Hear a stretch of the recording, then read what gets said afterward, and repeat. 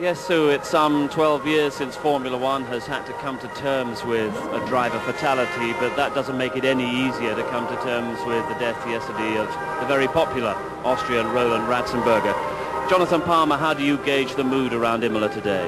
Well, I think on the face of it, it's sort of business as usual, but of course, you don't have to go very far beneath the skin to realise it's put a massive dampener on the weekend. Formula One, though, of course, is a very professional operation. There is nothing fundamentally wrong with the circuit or any of the safety standards around, and it's only appropriate that the meeting carries on. Indeed, Ratzenberger would have wanted that himself. But I think it's important that does happen, it does go on, and it's one of these situations in which either people pack up and go home, or they just refocus, commit themselves to what they're doing, and get on with it, and that's what's happening. They're certainly not packing up and going home, they're all leaving the pit lane right at this moment. And Ayrton Senna has duly taken pole position, the 65th pole position of his career, but Schumacher, 2 wins out of 2, is right alongside him on the front row. The Ferrari of Gerhard Berger qualifying on the second row, that's put a few thousand more on the gate here at Imola.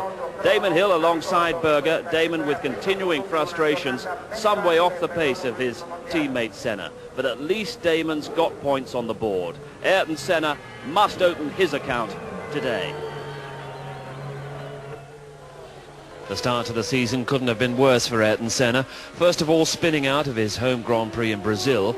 That was in pursuit of a dominant first-round winner, Michael Schumacher. And in the Pacific Grand Prix at Aida in Japan, the pursuit resumed but didn't get past the first corner. As Senna crashed out, Schumacher headed off to win number 2. So Schumacher 20 points, Senna 0 as they came to Imola. And Murray Walker spoke to them before qualifying began. Michael, because Benetton and Ford and you were ready at the beginning of the season, you have a big bonus. Now, are you expecting the gap to close? Certainly, I mean, there is no doubt about this. And I think, in particular, this circuit is very suitable for the Williams-Renault-Senna team. And I believe this race will be for them, and then the gap will be already closed.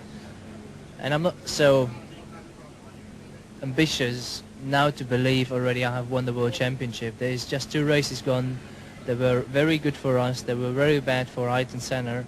But there's another 14 races to come, and this is what I see in the moment. We are here in this 3rd round at the European season, starting now, starting from 0. So basically our championship starts here, 14 races, not 16.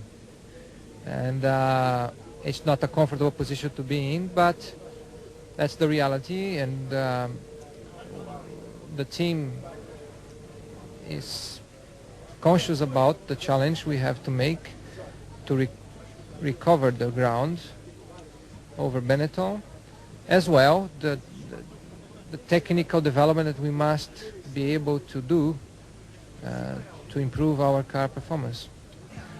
For me, the satisfying feeling is that we had this already last year. The team has done in strategies fantastic last year, in pit stop fantastic last year, and the fantastic feeling is that we kept this and we even developed this, and the team is doing so well, and that's, as I said, I see from every corner doing 100%, and that makes me so excited.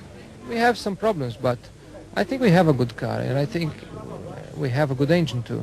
We just have to work on these problems at this moment, which the team is doing, and for that we have some modifications here at the Imola, which we shall be trying the next 2 days, hoping to improve part of the difficulties we have found so far. A lot of people here who should know better are saying, yes, Benetton won in Brazil, and yes, Benetton and Ford together won in Japan, but now we're at a power circuit. The Williams with the Renault engine is going to blow them away. What do you have to say to that? I think that is the thing I said in the beginning. I have this feeling that the power advantage of the Renault Williams will be much more the point here than it was in Aida, for sure. And I think they have the best chance now here to win this race, closing the gap, and for the whole season I see still Williams as the main contender. Now, you've won here 3 times already. You really do need to make it 4. I would love to. Ayrton Senna anxious for his first win of the season at a circuit where Williams have won, 3 times in the last 4 years. Damon Hill On row 2, what's the mood in the Williams camp? Well, Ferrari just started up there. If they don't drown you, the crowd will. Well, hopefully that's the last we'll hear of them this afternoon. Yes, it's going to be a very, very close fight. Ferrari have got a fantastic engine. They test here a lot, so they're competitive. Benetton, I believe, are struggling more here than they have done the last couple of races, and we've made improvements, so I'm optimistic. Power circuit, they all say. What is the engine advantage you feel you might have today? Well, I have to say, I think that the Renault engine is still one of the better engines in Formula One, but I have to say, I think that the competition has closed the gap enormously, and any feeling that the Ford engine is a long way behind us is, I think, misplaced. I think that certainly the Ferrari's got enormous horsepower. Row 2 for you, what particular problems have you had in qualifying? Well, I had a bit of a bad first day, and yesterday was obviously a particularly bad day for everyone. But I felt that I'm prepared now for the race, and I've got a good chance and a good setup, and I'm really ready to go. Tough circuit. Is a circuit you enjoy, Imola? Yeah, it's an exciting track. Yes. It's going to be an exciting race. Hope you go well, Dave. Well, that is Mika Häkkinen's McLaren Peugeot, and the car is getting better and better. The McLaren chassis, of course, you would expect to be good, and it is. The Peugeot V10 engine only fired up at the beginning of this year when the French concern decided that they were going to get into Formula One against their rivals Renault, who have done so well with Williams, and Peugeot have been making very heartening progress. Indeed, at one point yesterday, Martin Brundle was 4th fastest in the practice period. Yes, Mark Blundell on row 6, and you must be really encouraged by the progress that the team is seeming to make. Oh yeah, I've had a bit of bad luck personally, but the team are doing a fantastic job. Tyrrell Yamaha's coming up the grid, as you can see. Today's a bit difficult for us. We've had an engine change in between warm-up and the race, and there's a few problems even now, so it's a bit tense here at the minute.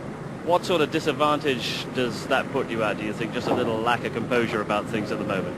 Well, obviously you like to enter the race with a degree of confidence. Although I'm still confident, you've got a little niggle that something may go wrong because it's not completely 100% at the moment. Tell us about the particular demands of this Imola circuit.